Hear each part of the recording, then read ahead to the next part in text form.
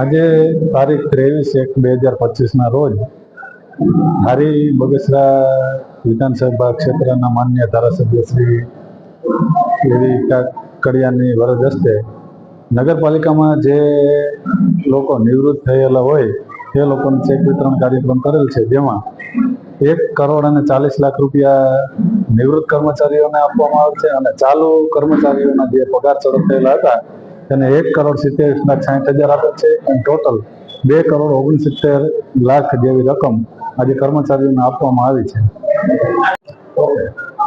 હું જ્યોત્સનાબેન રીબડિયા, નગરપાલિકા પ્રમુખ.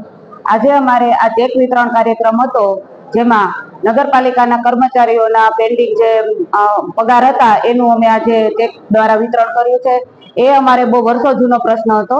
એ પ્રશ્નના નિરાકરણ માટે અમારી નગરપાલિકાની ટીમ, ચીફ ઓફિસર સાહેબ અને જેવી કાકડિયા સાહેબે ખૂબ મહેનત કરી અને એક લોન પાસ કરી અને અમે લોન ઉપાડી આ લોકોને 2,79,00,000 ચેકનું વિતરણ અમે આજે કર્યું છે. એ કાર્યક્રમમાં બધા કર્મચારીઓ તથા સફાઈ કામદારોને બધાને પોતાને જે નીકળતી હતી રકમ એ બધી અમે આજે ચૂકવી આપી છે.